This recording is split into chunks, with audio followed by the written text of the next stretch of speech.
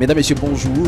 À la veille du processus électoral en cours, la RDC n'a pas accordé l'accréditation à l'EAC pour l'observation des élections. Voilà donc ce qui résume l'actualité du jour. Nous allons en parler aujourd'hui.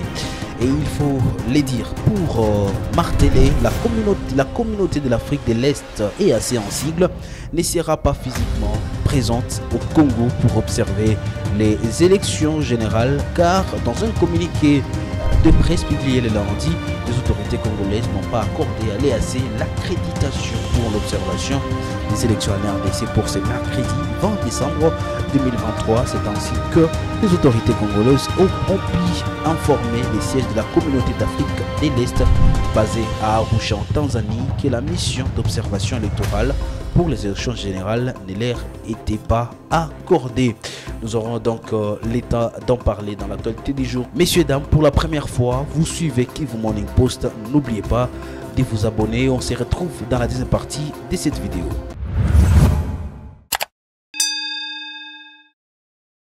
Commençons au Nord Kivu. Après environ une semaine de visite officielle dans la région de Beni au Nord Kivu et une partie de l'Ituri, le lieutenant-général Chaligonza Jacques, chef d'état-major général adjoint en charge des opérations et renseignements, et a regagné Kinshasa, la capitale de la République démocratique du Congo. C'est mardi, l'avant-midi.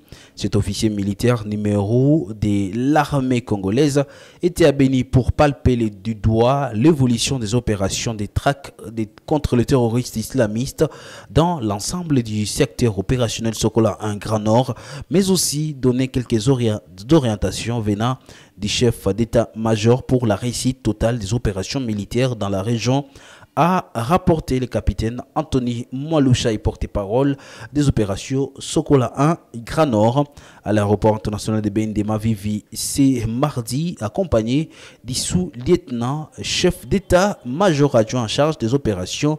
Le chef d'état-major adjoint a réussi des honneurs militaires avant de prendre son vol.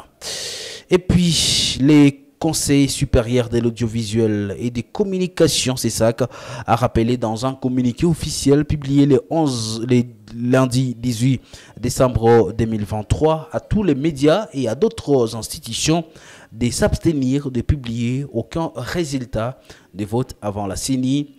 Par ailleurs, les CESAC rappellent également aux maisons et institutions de sondage, organisations, personnalités indépendantes ainsi qu'aux médias de s'abstenir de publier ces résultats des sondages de vote après le 18 décembre 2023.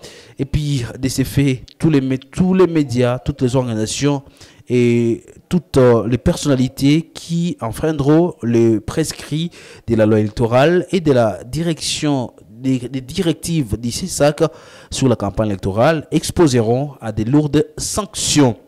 Et puis, comme je l'ai annoncé en première partie de cette vidéo, revenant sur ces régés d'accorder à l'EAC l'accréditation pour l'observation des élections, nous allons revenir ici sur ces communiqués, les documents, dit, je cite, « Nous tenons par la présente à informer les États partenaires de l'EAC, le partenaire de développement et toutes les autres parties prenantes de l'EAC ne sera pas physiquement présente en RDC pour observer les élections générales de 2023 conformément au traité portant création de la communauté d'Afrique de l'Est, et comme c'est la pratique depuis la création de l'EAC. Cette évolution est expliquée par le fait que, bien que l'EAC ait été prête, sa demande pour une autorisation d'entreprendre l'exercice n'a pas été retenue par les autorités compétentes, souligne dans les documents. Et par ailleurs, l'EAC souhaite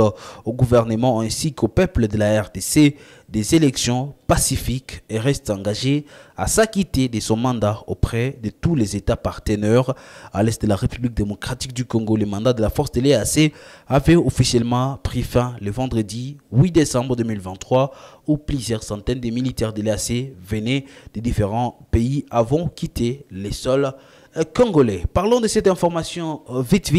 Le président sortant, candidat à la présidentielle 2023, Félix Antoine Tshisekedi, a clôturé sa campagne à Kinshasa le lundi pour cette 30e journée des marathons électoraux. Il a tenu son dernier meeting au terrain Sainte-Thérèse d'Ndjili dans la ville-province de Kinshasa. Comme tout au long de son périple dans le pays, Félix-Antoine Tshisekedi a dénoncé les attaques que subissent la partie est du pays.